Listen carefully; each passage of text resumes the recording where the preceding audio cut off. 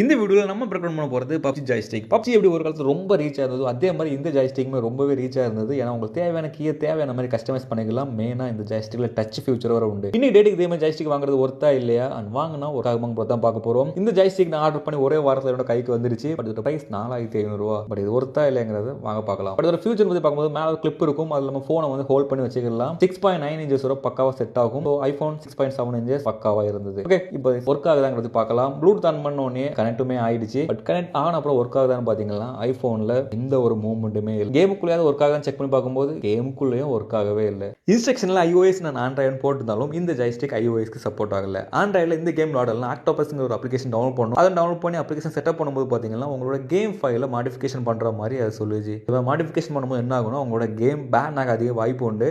But ஆண்ட்ராய்டில் இந்த joystick பக்காவாகவே work ஆச்சு. என்னதான் பக்காவாக ஆண்ட்ராய்டுக்கு செட் ஆனாலும் இந்த ஜாய்ஸ்டிக் 4500 கொடுத்து வாங்குறது ஒர்த்தானா கண்டிப்பாக இல்லை.